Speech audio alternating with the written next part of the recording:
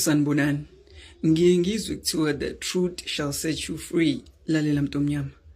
AmaBhunu nabelungu had a problem and i-AfriForum was the solution. For more than 10 years i-AfriForum ikhona, and for more than 10 years beyibiza nge-civil rights group ela ukuzosiza abantu base-South Africa. Ngokwabo bathi bona bazo-acta as ingalo yomthetho for anyone odinga usizo la e-South Africa.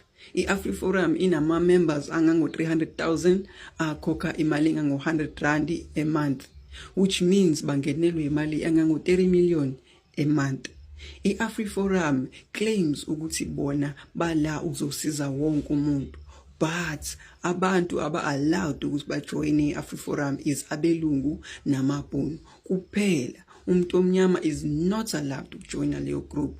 Mase uyayibuza ukuthi if ngempela ni-civil rights group nisiza abantu bala e-South Africa nasiza amaBhunu nabelungu kuphela.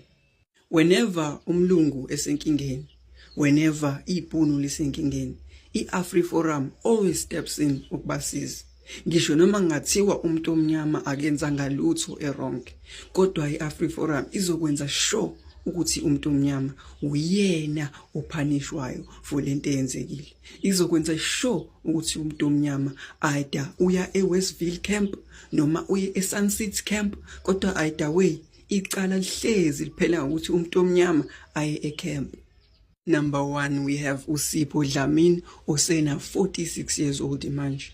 One day uSipho Dlamini kwafika iBhunu emanxiweni akubo.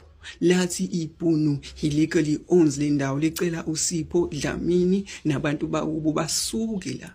Wanqaba uSipho wathi le ndawo eyakithi, otatamkhulu okhokho balele la. Ungasho kanjani ukuthi le ndawo eyakho sakhulela la? iBhunu labiza i-AfriForum le ndaba yaya ecourt. Unfortunately inkosi yenkantolo yathi i-AfriForum i-rights they own le ndawo, sicela uSipho Dlamini asuke. uSipho Dlamini still wanqaba ngisho noma sekusho inkantolo ukuthi asuke, and so i-AfriForum yavula icala against uSipho Dlamini. uSipho Dlamini was sentenced to 12 years ecamp. Namanje uSipho Dlamini usase camp, icala lakhe alinakwanga. Number 2, we have uJabulani Khumalo.